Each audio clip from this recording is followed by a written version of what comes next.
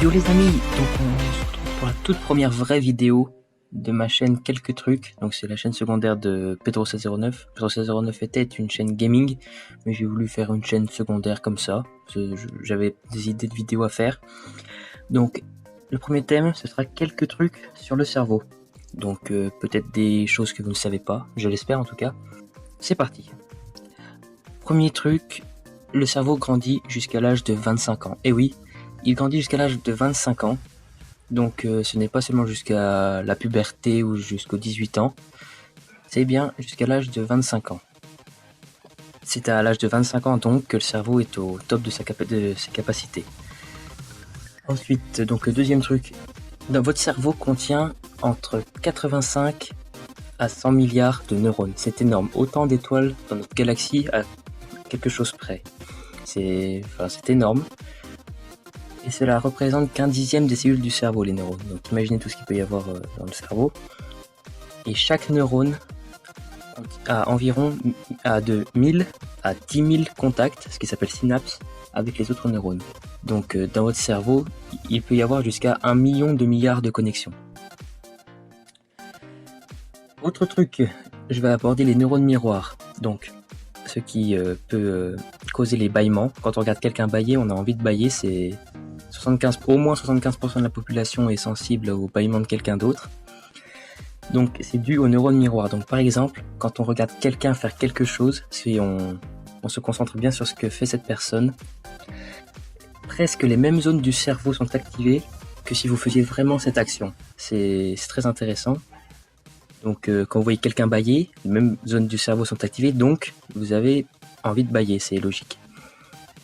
Et bon, ça ce n'est pas les neurones miroirs, mais donc un autre truc, quand on a une musique en tête et qu'on se la chantonne, vous savez, c'est redondant qui est assez chiant, on appelle ça verre d'oreille, les scientifiques appellent ça imagerie musicale involontaire.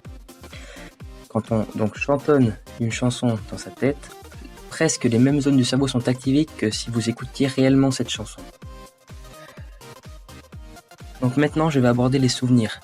Je vais bien développer le sujet. Donc les souvenirs, tout ce qui est mémoire, je vous le dis, ça se fait dans l'hippocampe.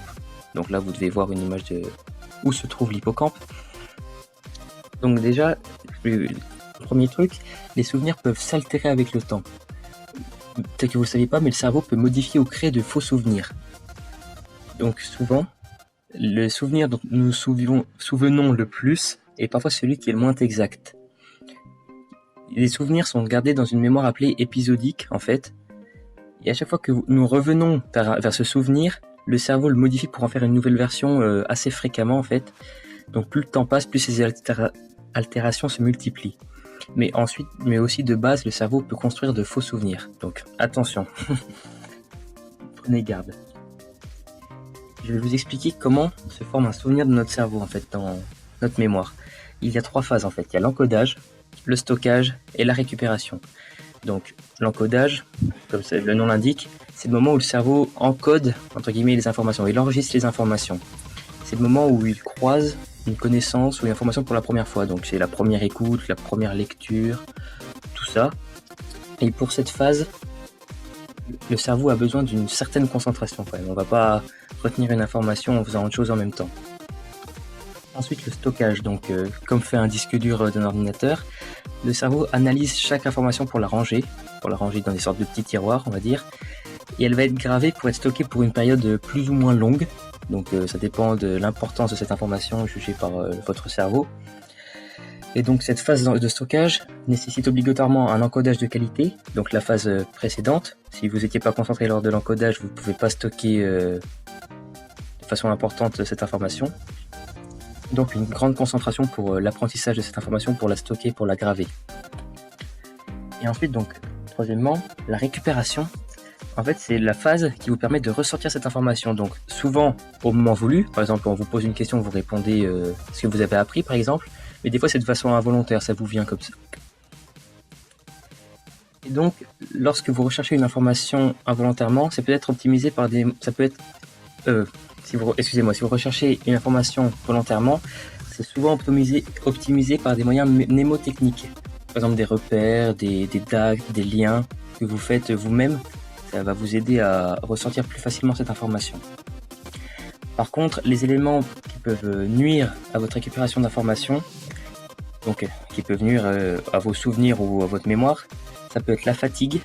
Donc si vous êtes fatigué lors de l'encodage, enfin fatigué en général vous pouvez pas, les maladies, quelles qu'elles soient, Alzheimer, tout ça, et le manque de concentration, donc ça vient de vous-même, c'est pas la faute à pas de chance, on va dire.